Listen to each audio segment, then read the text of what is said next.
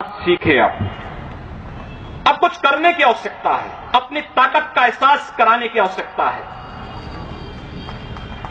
कौन मौलाना हैदराबाद से बोलता है, कौन कहां से बोलता है, इसलिए बहुत चिंता मत करिए, क्योंकि बकरे की अम्मा कब तक खैर मनाएगी आप देखते रहिए। बस बहुत दिन चलेगा नहीं ये। उन सबको मालूम है कि आने वाला समय और आने वाला दिशा क्या होने जा रही है। यह हिंदुत्व की सदी है और हिंदुत्व की सदी केवल भारत की नहीं दुनिया की सदी होगी। पूरी दुनिया के अंदर हिंदुत्व का झंडा एक बार पुनः मजबूती के साथ भगवा झंडा दुनिया के अंदर कोने कोने में लहराएगा। उसके अनुसार एक बार पुरुषार्थ किए जाने की आवश्यकता है। हिंदू कभी निराशावादी नहीं हो सकता है, कभी नहीं। दुनिया के अंदर तमाम संस्कृतियां मिट गई, तमाम परंपराएं मिट गई, सब कुछ नष्ट हो गया, कोई पूछने वाला नहीं, इतिहास में नाम शेष हो गए।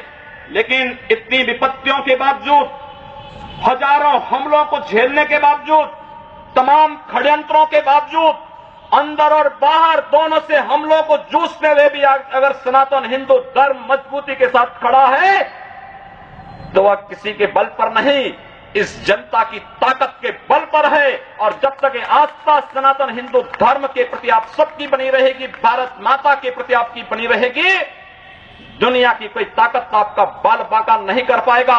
हमें किसी ओबामा से सर्टिफिकेट की आवश्यकता नहीं। हिंदुत्व पर जो प्रहार करेगा उसको महाप्रलय को स्वयं आमंत्रित कर देगा, उस महाप्रलय की चपेट में स्वयं भी आएगा। इस बारे में किसी को कोई गलतफहमी नहीं होनी चाहिए। और इसलिए बंधुओं, आप सबका मैं आह्वान करूंगा।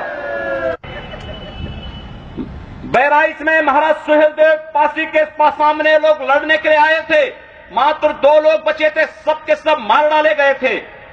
और 1971 में 95,000 पाकिस्तानी कायरों को किस तरीके से मुर्गा बना करके नाक रगड़ने के लिए मजबूर कर दिया गया था भारत के बहादुर जवानों के द्वारा।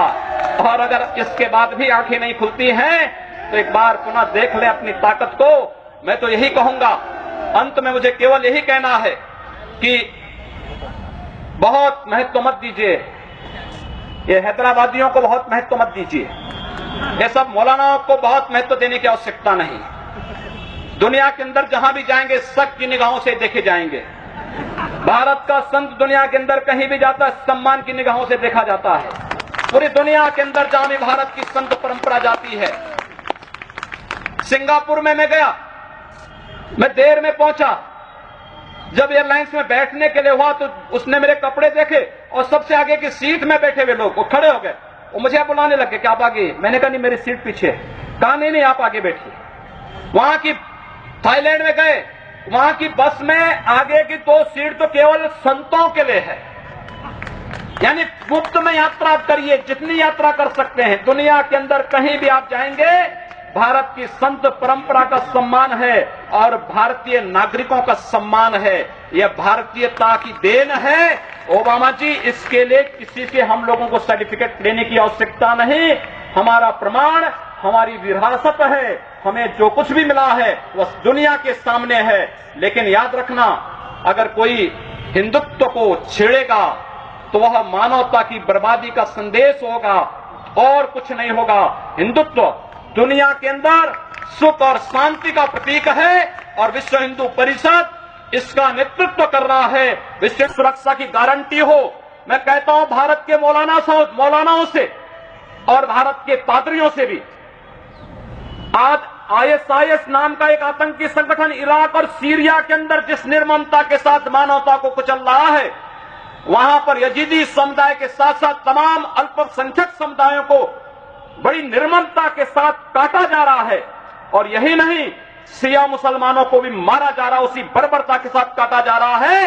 भारत के सब मौलाना मुंह बंद किए हुए हैं, क्योंकि इनको लगता है कि अगर ISIS के खिलाफ बोलेंगे तो वह एक प्रकार से इस्लाम के खिलाफ वक्तव्य होगा। क्या इस्लाम का स्वरूप या बर्बर स्वरूप है इस्लाम का? हम आखिर साबित क्या करना चाहते हैं?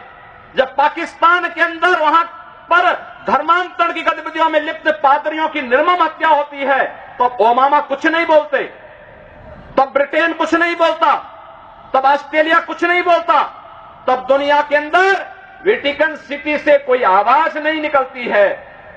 मैं एक दिन पढ़ रहा था मक्का के बारे में, सऊदी अरब के इस पवित्र शहर के बारे में। कहा जाता है कि मक्का में कोई गैर इस्लामिक नहीं जा सकता, कोई गैर मुसलमान वहां नहीं जा सकता। वेटिकन सिटी के बारे में पढ़ रहा था, वहां गैर ईसाई नहीं जा सकता।